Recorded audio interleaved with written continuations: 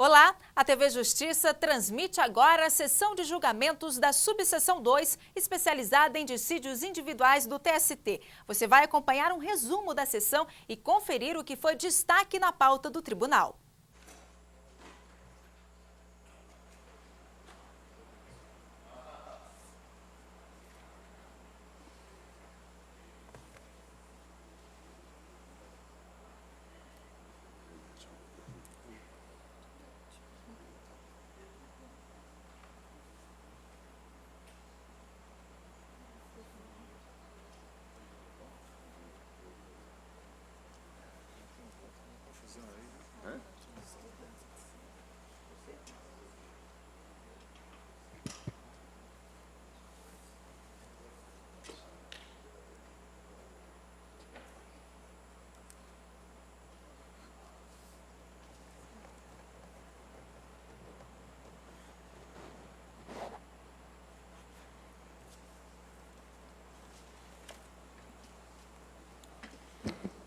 Declaro aberta mais essa sessão do Tribunal, da SDI2 do Tribunal Superior do Trabalho.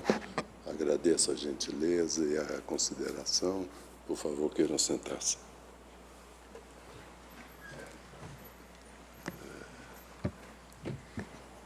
Antes de franquear a palavra aos eminentes ministros, eu registro a ausência justificada de Sua Excelência a ministra Adelaide Miranda, e para compor o quórum, eu solicitei a gentileza de Sua Excelência a ministra Maria de Assis Calço, que prontamente atendeu o pedido para participar desta sessão.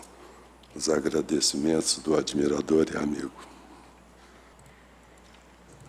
Relator excelentíssimo, senhor ministro Douglas Rodrigues, processo RO 55, dígito 23, de 2013, em que são partes Lúcio Omar Moretti e Banco Bradesco S.A. Com a palavra, Sua Excelência, o eminente ministro Douglas Alencar Rodrigues. Senhor presidente, senhora ministra, senhores ministros, trata-se aqui de recurso ordinário aviado contra acórdão regional que julgara mandado de segurança. A presente impetração foi dirigida contra a decisão que deferiu, em parte, pedido de antecipação dos efeitos da tutela. E eu estou identificando, senhor presidente, que houve prolação de sentença que faz levar à perda superveniente do interesse processual na linha da súmula 414, item 3 desta Corte. Eu voto, portanto, pela denegação da segurança, com fundamento na súmula já referida. Perfeito. Doutor Vitor Somano. Pelo recorrido, senhor presidente, está sendo negado o proposto improvimento do RO, apenas o registro. Algum destaque no voto de Sua Excelência? Sem destaques, assim se decide a unanimidade. Nós temos no voto do eminente relator, ministro Douglas, consignada a presença do ilustre advogado, doutor Vitor Somano Júnior. Relator excelentíssimo, senhor ministro Alberto Bresciani, processo RO 10.549, dígito 66, de 2013, em que são partes Itaú Unibanco S.A. e João Carlos Gomes de Souza. Com a palavra, Sua Excelência, o eminente relator, ministro Alberto Bresciani. Senhor presidente, a sessão especializada do TRT da Primeira Região denegou a segurança impetrada, entendendo que a concessão de tutela antecipada para a reintegração de empregado protegido por estabilidade provisória não fere de direito líquido e certo. Recurso ordinário da parte impetrante. O ato emana do meritíssimo juiz da 46ª Vara do Trabalho do Rio de Janeiro, que entendeu cabível a antecipação da tutela para a reintegração do então reclamante ao emprego com apoio no item 2 da súmula 378 desta Corte. Calca-se o regional na decisão recorrida na compreensão das orientações 64 e 142 desta subseção e ainda nas informações e fatos que constavam do processo no momento em que é antecipada a tutela. O recorrente sustenta haver alteração pelo próprio INSS do benefício previdenciário de auxílio doença simples na espécie B31 e afasta a verossimilhança da alegação de estabilidade provisória trazida na peça inicial da reclamação trabalhista. Afirma que o benefício previdenciário se encerrou em 31 de julho de 2013.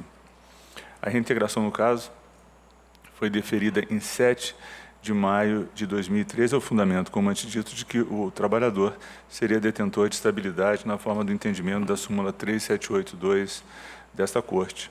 Nos autos, consta documento emitido pela Previdência Social, com data de 21 de março de 2013, em que se informa que ao reclamante foi reconhecido o direito ao auxílio-doença acidentário, espécie 91, a constar da data do requerimento, 13 de março de 2013, até 30 de abril de 2013, uma vez que constatada a incapacidade para o trabalho e reconhecido, aspas, o nexo entre o agravo e a proficiografia, fecho aspas. Também é controverso nos autos que o litisconsórcio foi dispensado em 27 de fevereiro de 2013, sendo que o benefício previdenciário foi concedido no fluxo do aviso prévio indenizado. Também revelam os autos que, em 21 de março de 2013, o impetrante requereu administrativamente perante a autarquia previdenciária a reconsideração da decisão concessiva do auxílio-doença acidentário, pleito que foi deferido mediante a conversão do benefício em auxílio-doença previdenciário, conforme evidencia a carta de concessão de folha 51, mantendo-se as mesmas condições e data de início, antes fixadas. A reclamação trabalhista teve pauta designada para o dia 12 de junho de 2013. Em 11 de junho de 2013, o reclamante ajuizou contra o INSS a ação acidentária com pedido de transformação do benefício. A consulta aos quadros não permite saber o resultado da tramitação dos processos a esta altura. Diante do quadro, a minha compreensão segue no sentido de que a concessão da tutela antecipada para fins de reintegração do empregado revela-se razoável, atendendo aos requisitos do artigo 273 do CPC, não importando a afronta ao direito líquido e certo do recorrente, uma vez que a garantia provisória de emprego ao empregado acidentado encontra lastro em norma infraconstitucional.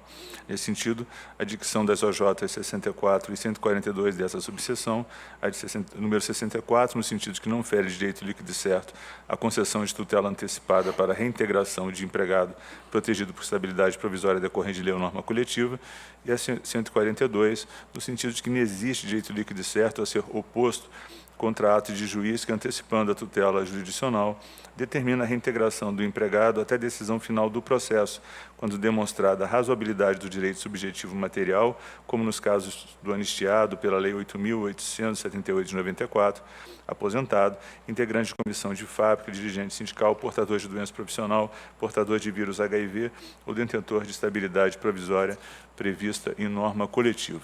Ressaltando que não se discute, neste momento, e na via do mandado de segurança, o merecimento ou não de estabilidade das decorrências do auxílio do decorrente de eventual acidente do trabalho ou doença profissional, mas apenas a presença de elementos que conduziram à verossimilhança do quanto pleiteado, é que proponho a Vossa Excelência, a senhora ministra e ministros, que se conheça e negue provimento ao recurso ordinário. Doutor Vitor Russomano, não tem que sustentar? O registro. Muito obrigado. Algum destaque no voto de Sua Excelência? Sem destaques, assim se decide a unanimidade, nos termos do voto do eminente relator, ministro Alberto Bresciani, registrada a presença do ilustrado advogado, doutor Vitor Russomano Júnior.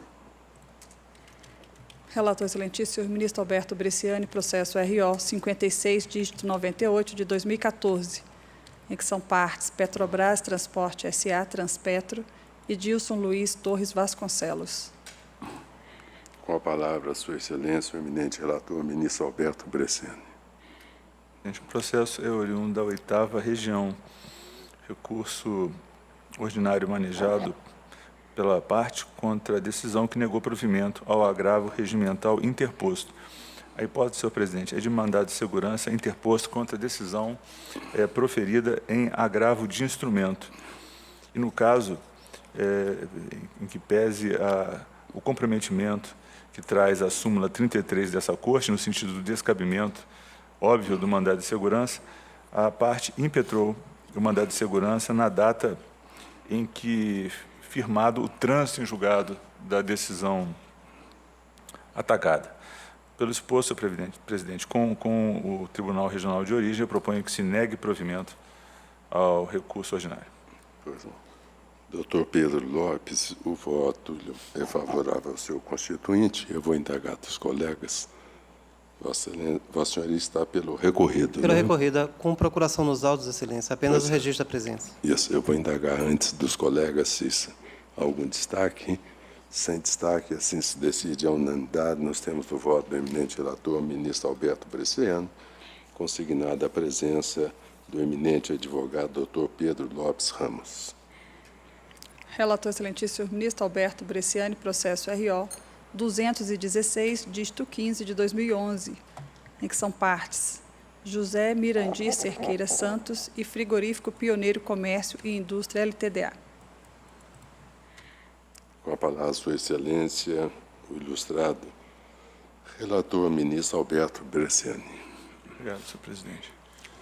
Senhor presidente, senhora ministra e ministros, esse é um caso muito interessante que vem do TRT da 5ª Região, ministro Cláudio.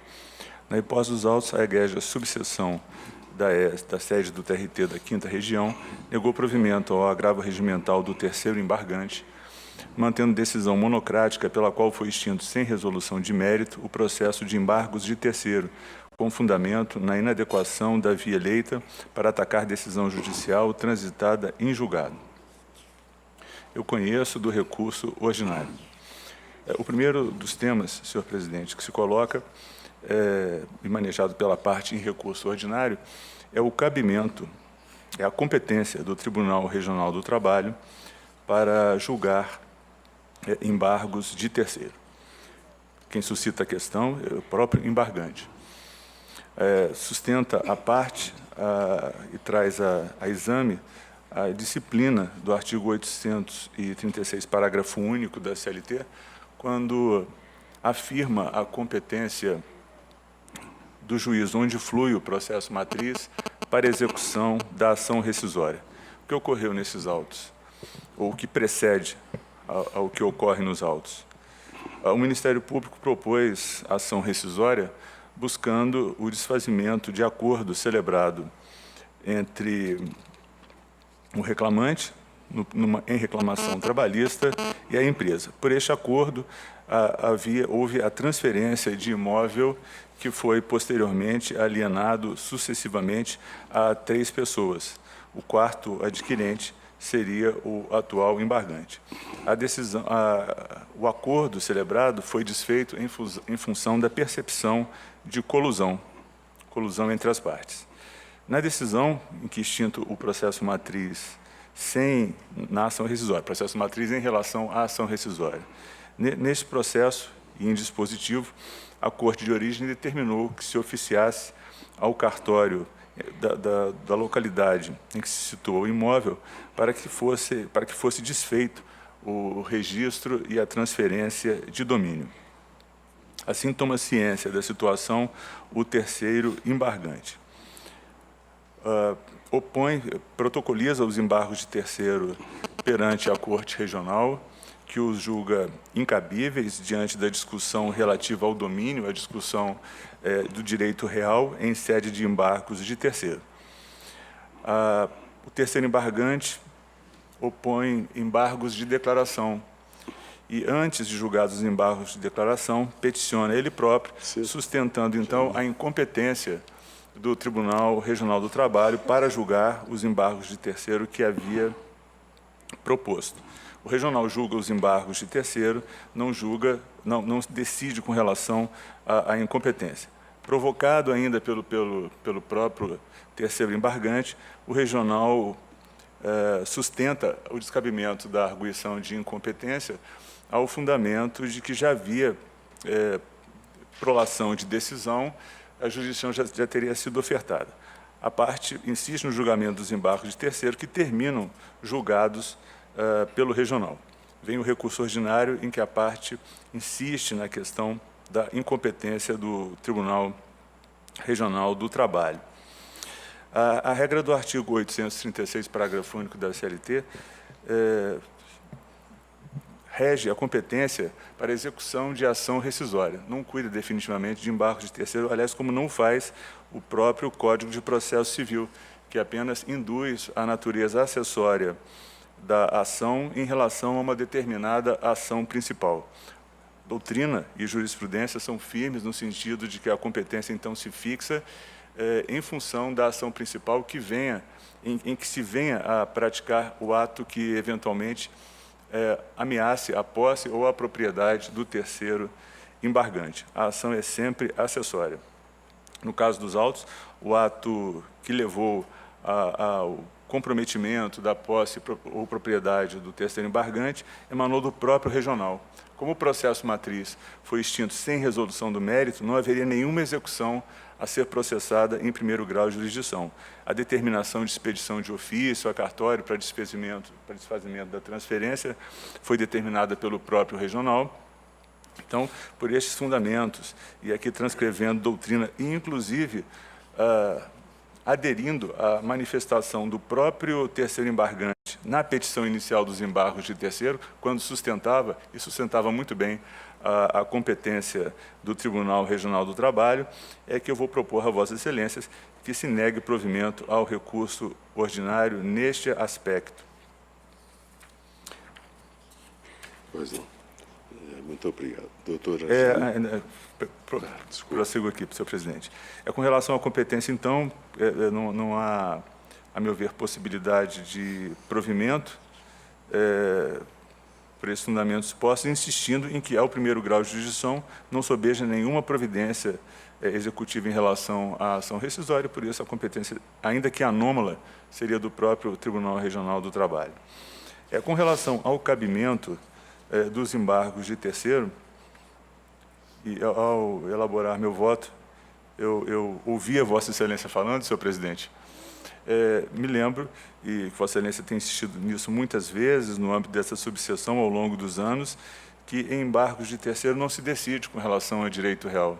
A questão que se coloca em foco é o cabimento do gravame causado à posse ou propriedade em relação à eventual constrição dentro de um processo de execução. As questões relativas a direito real são todas relegadas a foro próprio, à ação própria, e é em função disso que se diz que os embargos de terceiro fazem coisa julgada no âmbito do processo e irradiando também do processo, em relação à questão da possibilidade de constrição ou não daquele bem objetivado, mas não comprometem jamais a discussão do direito real, que há de ser discutido sempre na via própria e pelo caminho adequado. Por isso, também neste aspecto, que todas as vênias, eu nego provimento ao recurso.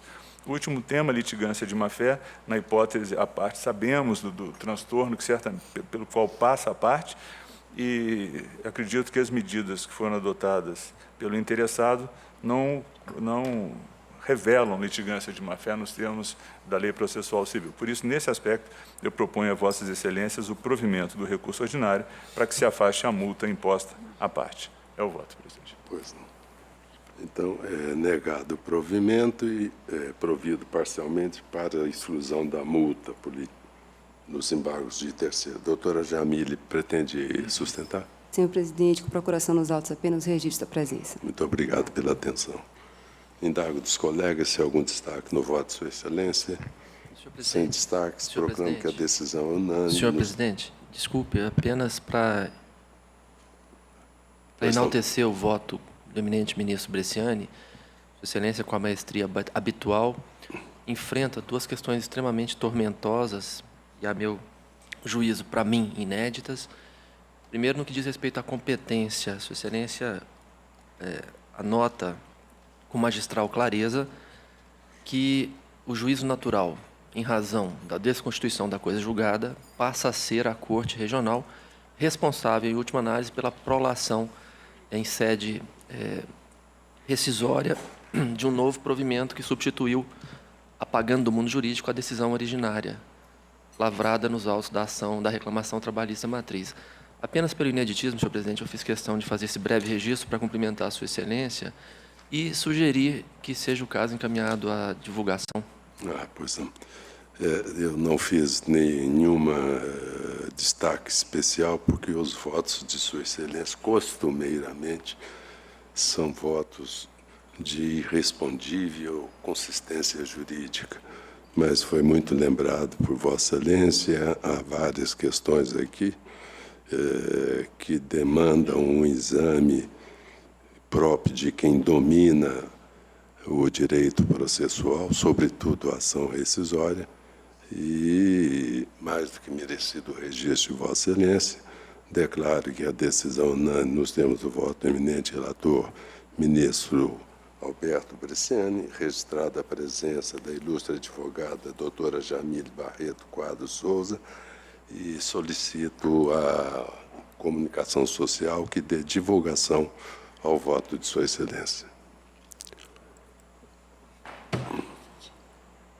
Relator excelentíssimo, senhor ministro Alberto Bresciani, processo RO 14.613, dígito 37, de 2010, em que são partes Indústria Campineira de Sabão e Glicerina, LTDA, e Jorge Jacinto. Com a palavra, Sua Excelência, o eminente relator, ministro Alberto Bresciani. Presidente, no caso dos autos, o egrégio 15º Regional julgou improcedente a ação rescisória ajuizada pela reclamada, com fundamento no artigo 485, 5, 7 e 9 do CPC, pretendendo desconstituir o acórdão prolatado nos autos da reclamação trabalhista. O tema da ação rescisória está posto em torno de acidente de trabalho, indenização por dano moral e suas consequências. A parte sustenta, primeiramente, a existência de documento novo e diz que a autora, em 8 de agosto de 2008, após a aprovação do acórdão, diz a autora que em 8 de 8 de 2008, após a aprovação do acórdão, que confirmou a sentença de origem quanto ao deferimento das indenizações por danos moral e material, o INSS cessou a concessão de aposentadoria por invalidez do autor, iniciada em 1º de maio de 2000. Afirma que esse documento só veio a confirmar que o réu nunca esteve incapacitado para o trabalho, pelo que deve ser considerado julgando-se improcedente os pedidos formulados na reclamação trabalhista.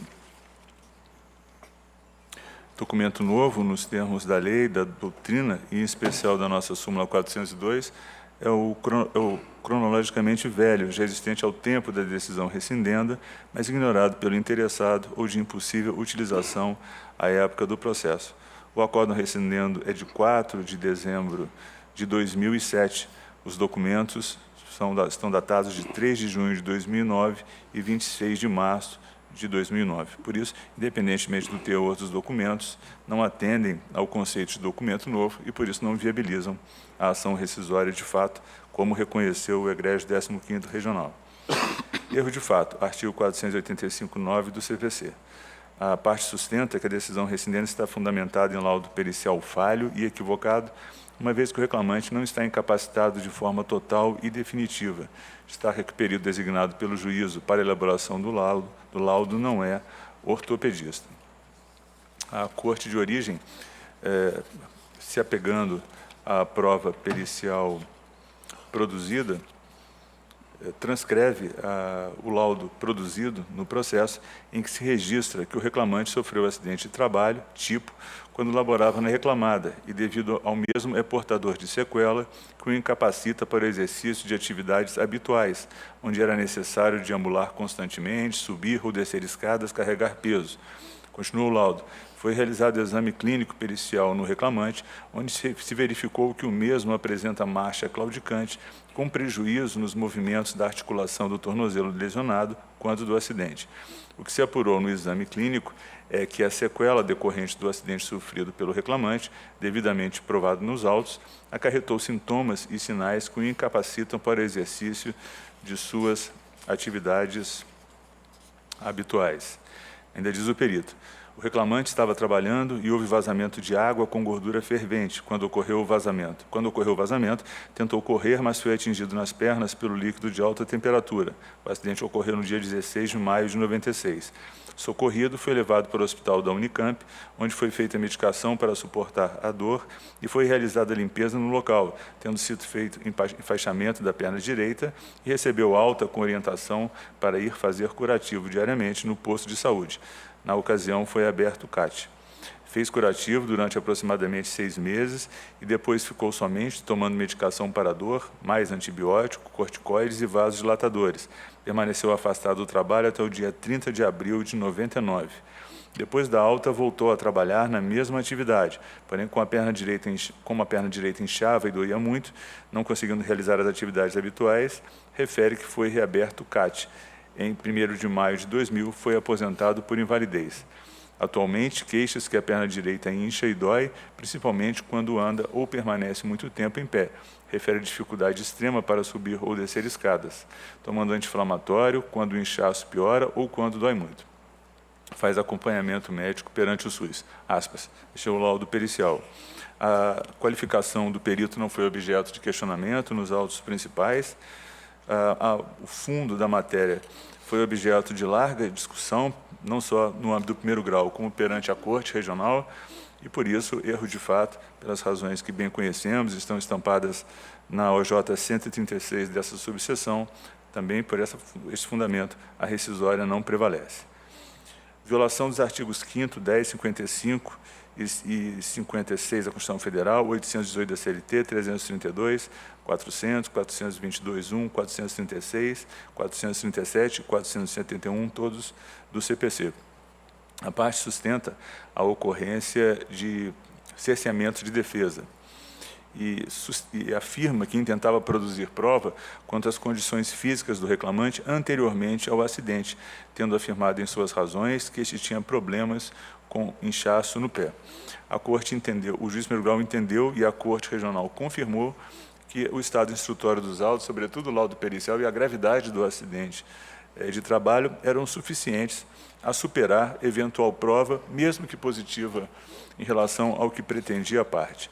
Por isso, dentro das regras de distribuição e avaliação da prova, veio a compreensão de ausência das violações apontadas, que eu confirmo. Com relação aos honorários advocatícios, a decisão está em consonância com o item 2 da súmula 219 desta Corte, que diz cabíveis honorários advocatícios em ação rescisória no processo trabalhista, e por isso, mas com todas as vênias, eu proponho que se negue provimento ao recurso ordinário. Muito obrigado. Doutora Moema Carneiro, pretende sentar? Sim, Excelência. Peço uso da palavra pela autora recorrente com poderes nos autos. Pelo tempo regimental de 10 minutos, por favor. Excelentíssimo senhor presidente, excelentíssimo ministro relator, egrégio subseção. Como bem demonstrado no relatório, a empresa, nesse caso, foi condenada na ação originária à indenização por danos morais, a lucros cessantes e a pensão mensal vitalícia diante do acidente de trabalho ocorrido. Conforme verifica-se claramente do recurso, inclusive, essas condenações, tanto na sentença quanto no acórdão, foram baseadas exclusivamente no laudo pericial descrito. Esse laudo pericial, além de concluir pelo nexo causal das lesões com a doença sinovite, ele ainda atestou a incapacidade permanente do obreiro para o trabalho. Pois bem, ocorre que a empresa, à época, tinha conhecimento que o empregado continuava trabalhando, mesmo no curso da reclamação trabalhista.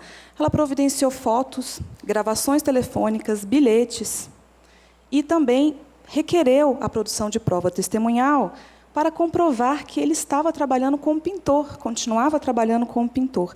Requereu, inclusive, nova perícia, até mesmo para providenciar, para conseguir demonstrar que essa doença, a sinovite, que causava esse inchaço, era pré-existente e que as queimaduras, embora ocorrido o acidente de trabalho, não contribuíram para o surgimento da doença.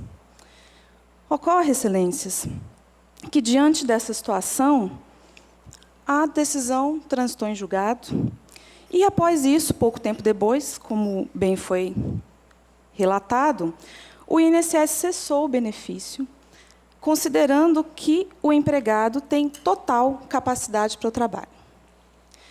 Pois bem, em princípio, a gente já verifica uma possível fragilidade nesse laudo pericial, uma possibilidade de que tenha ocorrido erro. Por que isso? Porque, quando instado por meio do quesito próprio, foi perguntado ao perito: existe a possibilidade de reversão do quadro do reclamante com o transcorrer do tempo, com os recursos da medicina moderna? E a resposta foi não. O quadro é irreversível, a natureza da lesão é irreversível, ele não mais poderá trabalhar. E toda a condenação foi baseada nesse aspecto. Enfim, de tão pouco tempo depois de uma decisão transitada em julgado, considerando que o empregado não mais tinha capacidade para qualquer trabalho, vem a decisão do INSS dizendo diametralmente o contrário. Antes de adentrar qualquer aspecto técnico aqui da ação rescisória, nós podemos verificar que, de plano, existe algo errado com essa ação. Nessa ação originária, existe algo que não se encaixa, mesmo tendo sido transitada em julgado. E eu ainda ressalto aqui que a execução está correndo, que já o valor já é superior a R$300 mil, incluindo aí, no caso, lucros cessantes, pensão mensal vitalícia, para um empregado que está com plena capacidade de trabalho. E, segundo o entendimento da empresa, desde o início, sempre esteve com a capacidade de trabalho intacta. Pois bem, agora adentrando as questões do voto, bem como do acórdão recorrido, em princípio, em relação ao documento novo, realmente o TRT de origem aduziu que a prova, ou seja, o laudo do INSS que cessou o benefício atestando a total capacidade laborativa, foi produzido depois da decisão rescindenda. Nesse caso, excelências, eu peço vênia para dizer que não se aplica a súmula 402. Por quê? Porque, embora exista esse dado, o documento se refere a uma situação constituída antes. Eu peço vênia, nesse caso, para citar o voto divergente do TRT de origem, que explicita exatamente essa questão. É que, ao lado de boa parte da doutrina, considero como novo também o documento que surgiu após a aprovação da sentença e do acórdão, já que a sociedade empresária não poderia tê-lo usado antes, pois foi produzido depois, embora se referisse a uma situação constituída antes, ao tempo da reclamação trabalhista. Por essas questões, nós verificamos que esse documento, essa situação existia, só que foi tardiamente evidenciada a sua veracidade. Diante do próprio laudo do INSS, é possível verificar isso. Bom, por outro lado, existe também a capacidade deste documento novo de produzir um pronunciamento diverso. Ele é suficiente para produzir um pronunciamento diverso em relação à ação originária. Isso porque, eu repito, a sentença e o acórdão, a decisão foi baseada exclusivamente nesse laudo pericial. Não foram ouvidas as testemunhas da reclamada. Eles indicaram claramente que a sinovite foi causada pela queimadura de 2º grau e, com base nisso, se desenrolou toda a condenação. Então, imaginando que o reclamante não tem a sua capacidade de trabalho afetada, não teve a sua capacidade de trabalho afetada, cai por terra, inclusive, dano moral, material, lucros cessantes, pensão mensal. Temos também a questão do erro de fato. Efetivamente, o TRT apoiou-se na OJ 136, e, mais uma vez, eu peço vênia para dizer que não é o caso também. Por quê? Embora a questão do laudo seja debatida, o que diz aqui o recorrente é que o erro de fato reside num dado técnico, num dado pontual, que foi aceito e que desencadeou todo o desenrolar das decisões. Esse dado técnico foi, repito, foi indicado que a sinovite, a doença que diagnosticada, que o obreiro teria, foi causada por uma queimadura de 2º grau. E, nesse ponto, reside o erro de fato. Peço vênia mais uma vez para ler um trecho do voto divergente que também dá margem a essa interpretação. Ele diz: a parte alega que, abre aspas, ocorreu erro de fato quando o juiz de primeiro grau considerou que a aposentadoria por sinovite teria sido decorrente das queimaduras de segundo grau. Penso que isso efetivamente ocorreu, mas deixo aos colegas a oportunidade de raciocinar sobre o problema. Enfim, excelências, por esses dois ângulos, nós já verificamos que é possível o conhecimento da rescisória e, principalmente, se deixarmos de lado, em princípio, as questões técnicas, também já é possível verificar que essa condenação, no montante em que está, da forma como foi colocada, não merece prosperar. Faço alusão aqui também à violação literal de lei, como foi descrito no recurso ordinário, e requerendo para que o recurso seja provido, reiterando os pedidos da inicial para que, primeiro, seja reaberta a instrução processual para a realização de nova perícia.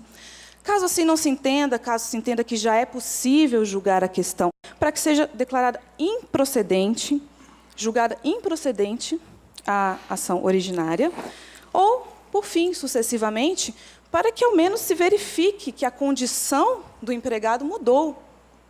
A condição que era tida como verdadeira na época em que foi proferida a decisão e o acordo na ação originária não é mais a mesma. Então, deve-se atentar para a realidade física e econômica, afastando-se os custeios de questão de caráter vitalício, até mesmo verificando a questão do dano moral, porque um dano moral de um empregado que passou algum tempo, digamos assim, afastado, se foi esse o caso, das suas atividades laborais, não é o mesmo de um que teria sido constatada a inaptidão para o trabalho para sempre, a inaptidão vitalícia, digamos assim. Então, nesse sentido, requer-se o provimento do recurso ordinário. Pois não, muito obrigado. Ministro Alberto Bresciani. Senhor presidente, a rigidez da coisa julgada é garantia constitucional, inscrita no artigo 5º, 36 da Constituição Federal.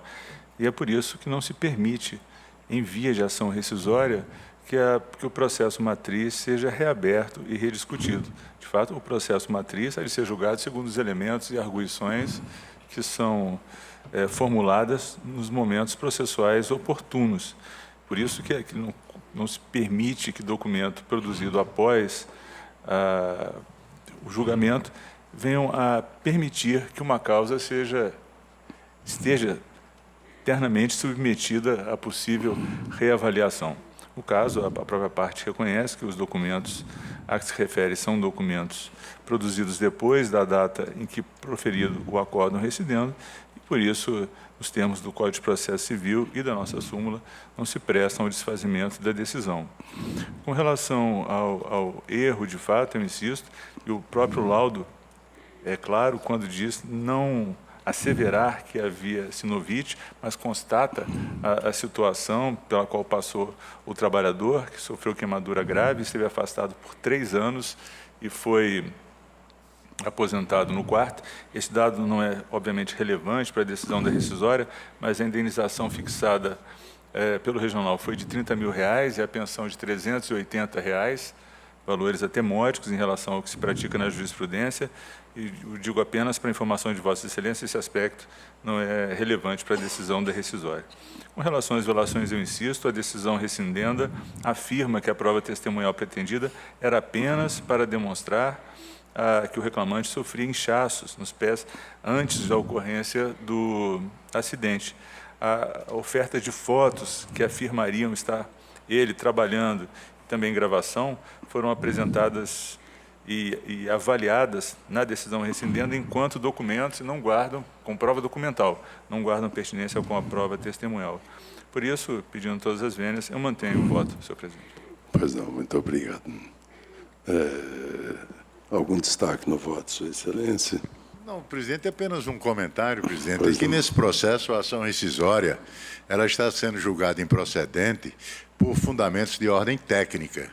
O documento novo, ele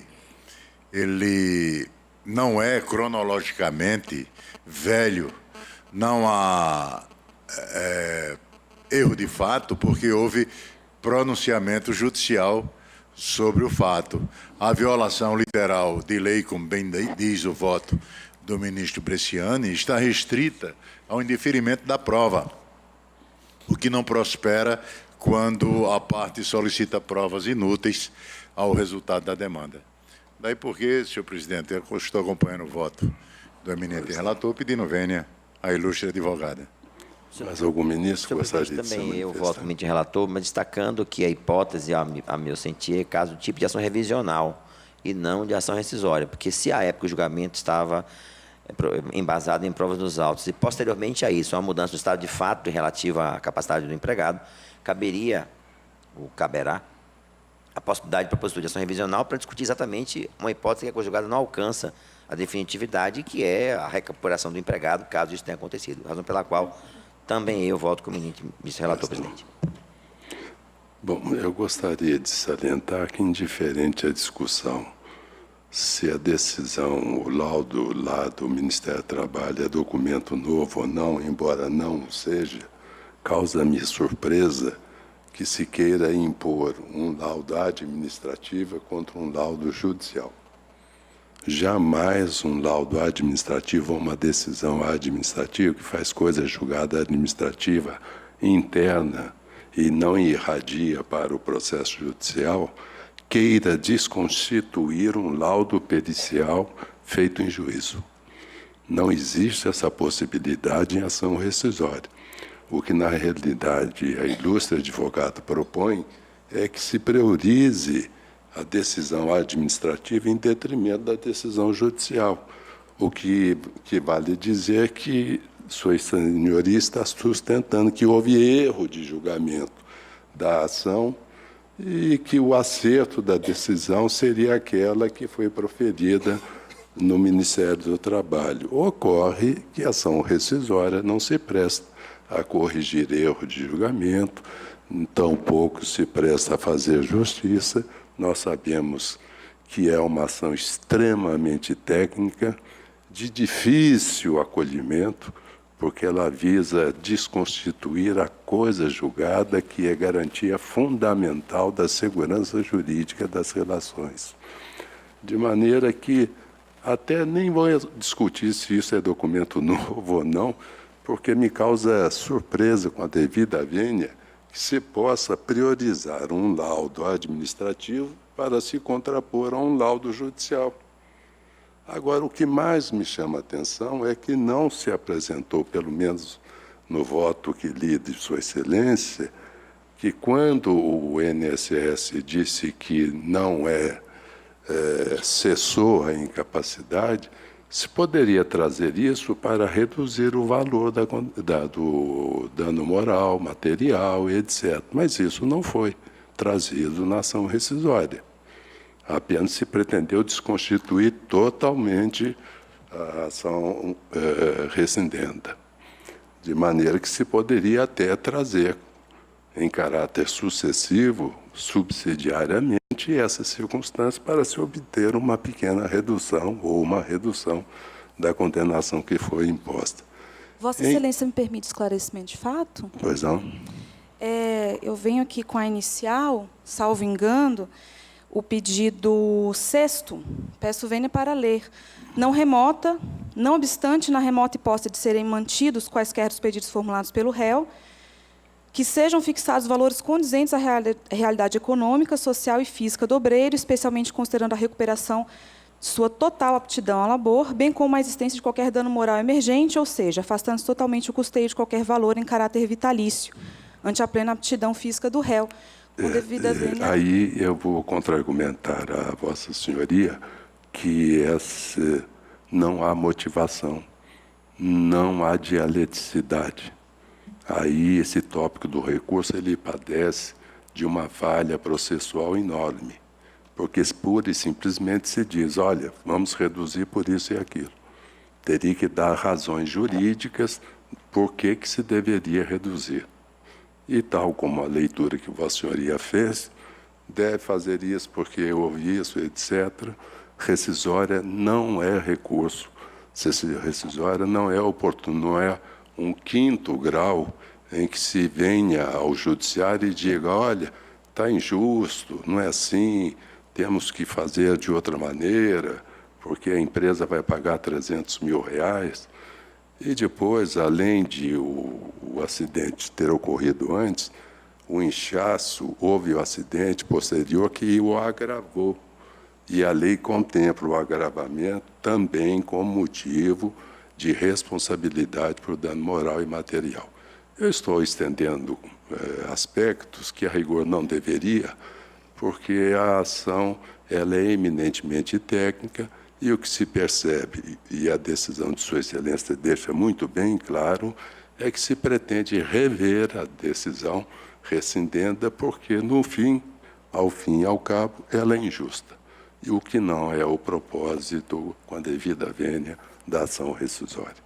De maneira que proclamo que a decisão é unânime, nos termos do voto do eminente relator, ministro Alberto Bresciani, agradecendo a ilustre advogada, doutora Moema Carneiro.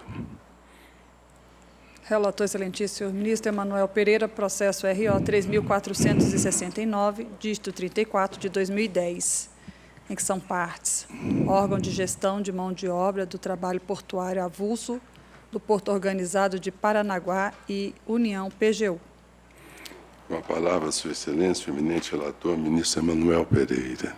Senhor presidente, senhores ministros, senhora ministra, aqui cuida-se de recurso ordinário interposto pelo impetrante a decisão que negou provimento ao seu agravo regimental.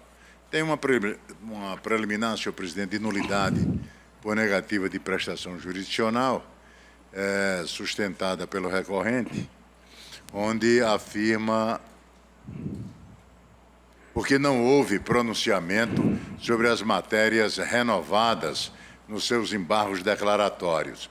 Todavia, senhor presidente, tratando-se de recurso ordinário, a ampla devolutividade da matéria impugnada, que está no artigo 515, cabeça e parágrafos do CPC, afasta a possibilidade de qualquer prejuízo para o litigante. É o artigo 794 da CLT, daí porque eu estou rejeitando a preliminar.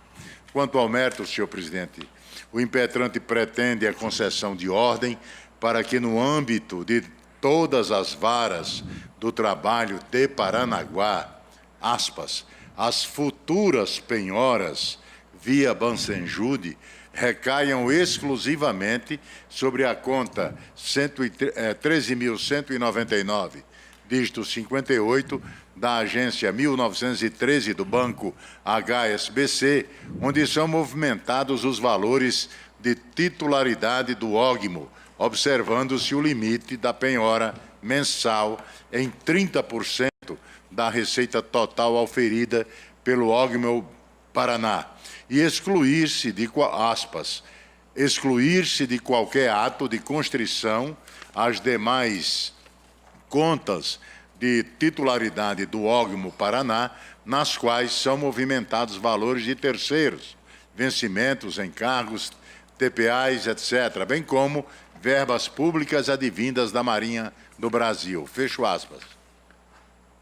Senhor presidente, na esteira da jurisprudência firmada nesse colegiado, por meio da OJ 144 da SDI 2, aspas, o mandado de segurança não se presta à obtenção de uma sentença genérica aplicável a eventos futuros cuja ocorrência é incerta. Fecho aspas.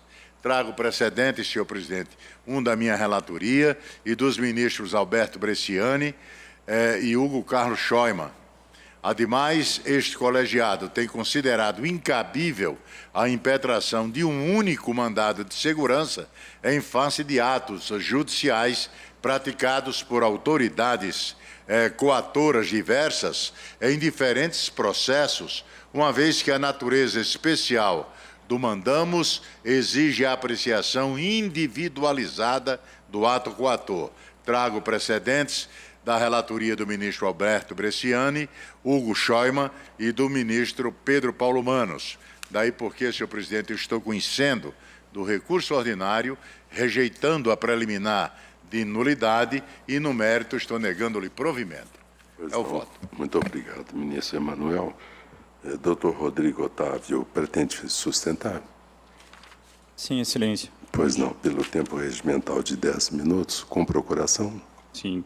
Pois não. Senhor presidente, demais ministros, senhor relator, a única oposição agora feita perante o voto proferido pelo ministro relator diz em atenção à orientação jurisprudencial número 93 da própria SDI 2, na qual cita que mandado de segurança a possibilidade da penhora da parte da renda de estabelecimento comercial é admissível sobre a renda mensal do faturamento da empresa, limitando-se a determinado percentual, desde que não comprometa o desenvolvimento regular das suas atividades. Nesse caso, tendo em vista a lei dos portos que criou o OGMO, e tendo em vista que o OGMO é uma sociedade sem fins lucrativos, e também pelo fato de haver mais de 1.700 ações sendo movidas perante o órgão de gestão de mão de obras de Paranaguá, a intenção do presente mandado de segurança preventivo realmente é para assegurar que futuramente não ocorra penhora nas demais contas bancárias, na qual o OGMO não é detentor desses valores, como bem já salientado pelo próprio relator. Sendo assim, tendo em vista também a previsão do artigo 655 do CPC, caso, devido ao fato desses processos já estarem em liquidação, sendo remetidos para a fase de execução, e que não ocorra a constrição desses valores, pede-se o provimento e, pede-se o conhecimento e, consequentemente, o provimento do recurso. Muito obrigado. Ministro Emanuel Pereira. Senhor presidente, rapidamente, apenas o verbete trazido da tribuna, ele é inaplicável, porque, no caso, não há ordem de penhora. Daí porque eu estou mantendo o voto e dando esse esclarecimento, prestando esse esclarecimento ao ilustre advogado da tribuna. Eu não aplico o verbete porque não há ordem de penhora. Ok, obrigado. Pois não. Algum destaque no voto de Sua Excelência? Sem destaques, proclamo que a decisão é unânime. Nos termos do voto do eminente relator, ministro Emanuel Pereira, permitiria apenas acrescentar ao ilustre advogado, doutor Rodrigo Otávio, que na consolidação dos provimentos da Corregedoria Geral, que trata do Bacenjud, é possível que se indique uma conta única para receber as apreensões provenientes do Bacenjud. Não vi aqui que o órgão tivesse eleito uma conta para receber esses. Se o tivesse feito, sequer caberia mandado de segurança, porque a matéria é correcional. Bastaria, como há um provimento da Corregedoria Geral, em 5 dias acionar o corregedor regional para verificar se estaria fazendo a apreensão de numerário fora da conta que foi eleita para receber esses depósitos. Então, como não se indicou essa conta, está aberta a possibilidade de o juiz deferir a Bacenjud em qualquer das contas disponíveis. Muito obrigado pela atenção. Assim se decide a unanimidade nos termos do voto do eminente relator, ministro Emanuel Pereira. Relator excelentíssimo senhor ministro Cláudio Brandão, processo RO 5.608, dígito 17 de 2011, em que são partes Banco do Brasil S.A. e Silvia Helena Bueno. Com a palavra, Sua Excelência, o eminente relator, ministro Cláudio Brandão. Presidente, senhores ministros, senhora ministra, trata-se de recurso ordinário em ação rescisória em que se discute a validade ou não da citação do réu no processo originário, da reclamada, que é, no caso, a empregada, decorrente de haver sido utilizado o procedimento de notificação por edital. O que houve, presidente, e as folhas 6 do voto na discussão regional são detalhados os fatos que originaram a discussão. Inicialmente foi indicado um primeiro endereço, o Correio devolveu, indicado um segundo endereço, o Correio devolveu. Foi intimado o banco para que fornecesse, aqui estou lendo de forma resumida a transcrição do regional, um novo endereço sob pena de extinção sem resolução do mérito. O banco, no prazo de 10 dias, o banco não atendeu a determinação judicial. Pouco mais de um mês depois, requereu prorrogação de prazo, deferido o pedido, indicado novo endereço, portanto, o terceiro, devolvida a notificação pelo correio. O banco requereu que fosse oficiado a Receita Federal do Brasil, o DETRAN, etc., para pesquisa de endereço, e o juiz, então, utilizou a pesquisa no Infoseg, que é o sistema fornecido, como se sabe, aos tribunais, pelos órgãos de segurança pública, e foi indicado, então, um quarto endereço. Ao invés de se determinar a notificação nesse endereço até para o oficial de justiça, que fosse o caso, o juiz, então, determinou que fosse notificado por edital. E é exatamente em função disso, presidente, que eu estou mantendo a decisão do regional, propondo o desprovimento do recurso, por entender que o juiz, embora previsto esse procedimento no artigo 841 da CLT, parágrafo 1º, a indicação de um endereço por esse sistema, como o próprio tribunal reconhece na decisão originária, indicava que não se tratava da hipótese de estar em lugar não sabido ou incerto. E caberia ao juiz, até por questão de prudência, determinar que fosse ela feita a notificação para o oficial de justiça. Razão pela qual, e não simplesmente determinar a notificação por edital, como reconhecido pelo próprio tribunal. Motivo pelo qual, presidente, citando precedentes que retratam a importância da segurança nesse ato citatório inicial, pelas consequências que acarreta, cito precedentes, embora não se aplique à hipótese especificamente do caso, do ministro Bresciani, 2, 3 precedentes, e do ministro Feliciano Fontes. Razão pela qual, de forma resumida, estou propondo negar provimento de recurso ordinário. É como voto. Pois não, muito obrigado, ministro Cláudio Brandão. Doutor Jairo, pretende sustentar? Sim. Pelo tempo regimental de 10 minutos, por favor, com procuração nos autos. Pedindo a juntada deferida a procuração nos autos. Senhor presidente, senhores ministros, o endereço que foi descoberto pelo Infoseg corresponde ao segundo endereço que foi declinado pela reclamada, pelo Banco do Brasil. E nesse endereço já havia sido remetido uma citação, uma correspondência que foi devolvida. Portanto, foi preenchido, sim, o requisito do parágrafo 1º do artigo 741, pois não foi encontrado no endereço a autora da ação rescisória. O endereço informado pelo Infoseg não foi um quarto endereço, como disse o relator, foi o segundo endereço informado pelo banco. Dessa forma, entende o banco que foi preenchido, sim, que foi respeitado o parágrafo 1º do artigo 741 e que foi válida a citação por edital, requerendo que seja conhecido o presente recurso, provido e negado e seja julgado improcedente a rescisória. Muito obrigado, doutor Jair. Ministro Cláudio Brandão. Presidente, estou mantendo o voto com a ressalva de que a transcrição a que me referi consta a decisão do tribunal, que está às folhas 6, indicando primeiro endereço Rua Maceió, São Caetano do Sul, Vila Barcelona, segundo endereço professor Otávio Guimarães, São Paulo, terceiro endereço Rua Votorantim, São Caetano.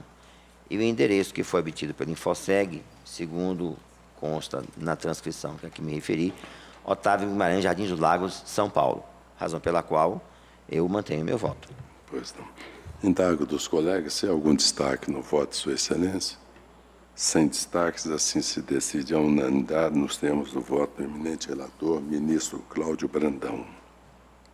Relator, excelentíssimo senhor ministro Emanuel Pereira, processo AGR-ED-AIRO 288.800, dígito 56 de 2009, em que são partes Antônio Mário Salles Rodrigues e outros, e Oportrans Concessão Metroviárias S.A. Com a palavra, Sua Excelência, o eminente relator, ministro Emanuel Pereira. Senhor presidente, aqui é um agravo regimental interposto em face de acórdão da SDI 2. Eu digo que, de acordo com a jurisprudência da subseção 2 especializada em dissídios individuais, é incabível o manejo de agravo regimental em face de acórdão ante a ausência de tipicidade nos artigos 235 e 239 do regimento interno do TST. Não estou conhecendo, presidente, do agravo. Senhor presidente, apenas uma consideração. Em hipótese semelhante, menos acentuada, a egrégia SDI 1 nos embargos em agravo de instrumento e com, inclusive, ponderações de Vossa Excelência, definiu a incidência de multa por recurso completo e totalmente descabível, no caso de EAI.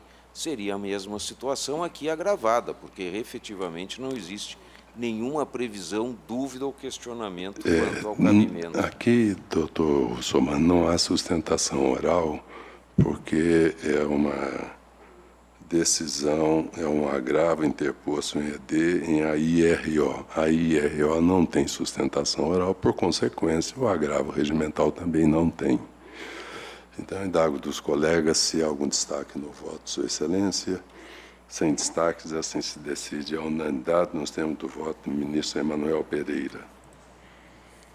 Relator excelentíssimo, senhor ministro Emanuel Pereira, processo AGR-ED AIRO 292.000, dígito 71 de 2009, que são partes Antônio Mário Salles Rodrigues e outros, e Oportrans Concessão Metroviárias S.A.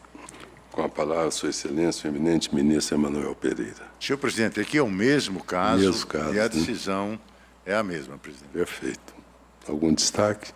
Sem destaque, assim se decide a unanimidade nos termos do voto do eminente relator, ministro Emanuel Pereira. A vista regimental.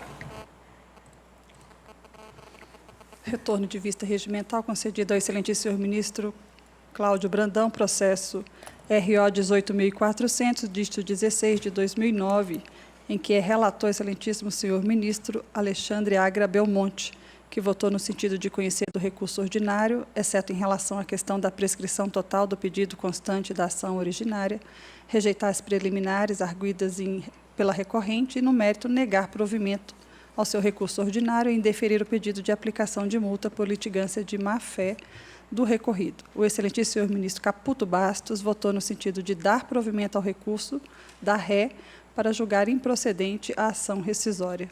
Não participou do início do julgamento, excelentíssima senhora ministra Maria de Assis Calcin. Não participa desse julgamento, excelentíssimo senhor ministro Douglas Alencar Rodrigues. Houve sustentação oral.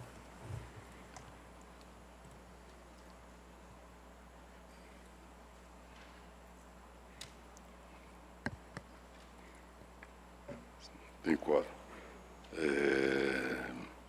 Com a palavra, Sua Excelência, o eminente vistor, ministro Cláudio Brandão.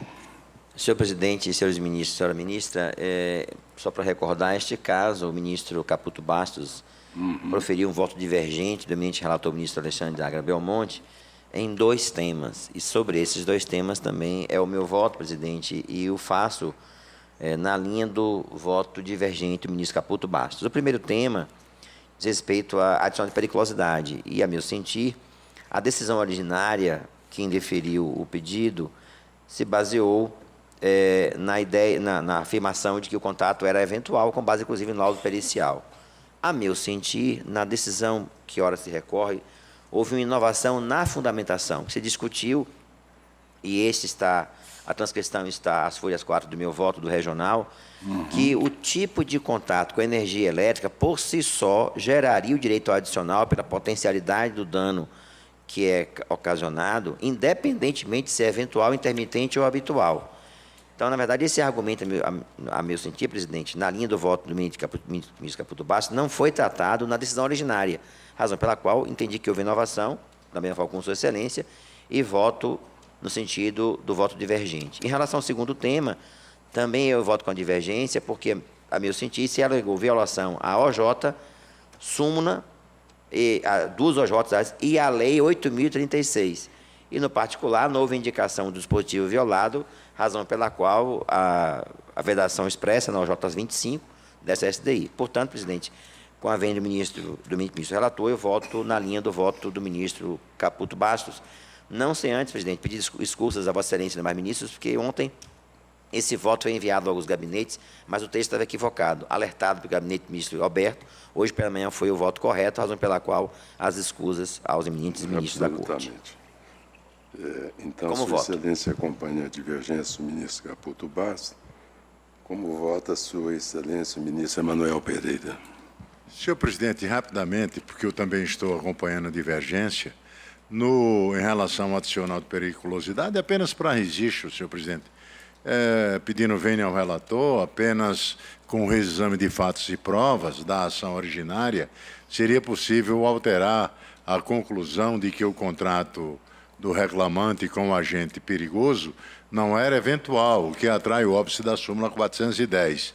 E em relação às diferenças da multa de 40% sobre o FGTS, eu digo que os únicos dispositivos validamente apontados no caso, os incisos 1 e 3 do artigo 7º da Constituição Federal, não tratam das diferenças da multa sobre o FGTS decorrentes dos expurgos inflacionários, sendo certo que não se sustentou a tese do direito adquirido.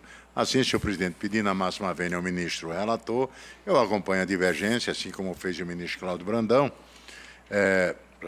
para dar provimento ao recurso ordinário da Ré, julgando improcedente a pretensão desconstitutiva no particular. Pois não. Como voto, Sua Excelência, o eminente ministro Alberto Bresciano. Senhor presidente, também acompanho a divergência. Como voto, Sua Excelência, a ministra Maria de Assis Calça. Divergência, data vênia, senhor presidente. Bom, o voto tanto da divergência do ministro Caputo Basso, quanto o extenso voto do Sua Excelência, o ministro Cláudio Brandão, e agora também enriquecido pelo voto do ministro Emanuel Pereira, não tem nada a acrescentar, a não ser louvar os bem elaborados votos e pedindo vênia à divergência, também o relator acompanha a divergência, de maneira que proclama o resultado que, por maioria, vencido o relator, a sessão votou no sentido de dar provimento ao recurso da Ré para julgar improcedente a ação rescisória. Redator designado para o acordo, Sua Excelência o ministro Caputo Basso. Indago de Suas Excelências, ministro Cláudio Brandão, se deseja juntar ao voto convergente. Seria divergente, convergente com a... Convergente à divergência. Pode mudar depois? Convergente com a divergência? Posso, presidente, posso. E o ministro Emanuel também deseja juntar? Pode ser, presidente. Então, voto convergente com a divergente. Né? Exatamente. Então, assim se decide nos termos da proclamação. Não havendo mais processo em condições de julgamento, agradecendo muitíssimo a presença de todos, em especial da digna Procuradora-Geral da República, senhoras e senhores servidores, e muito particularmente Sua Excelência a Ministra Maria de Assis Calça, que sempre se coloca à disposição dessa subseção para compor o quórum ou substituir eventual impedimento, trazendo para a SDI 2 as luzes, sua inteligência, com que sempre pontificara aqui na SDI 2 ao tempo em que aqui atuara e que infelizmente nos deixara para a SDI 1 e depois para a SDC. Quiçá Deus a ilumine e ela retorne à SDI 2. Declaro encerrada a sessão.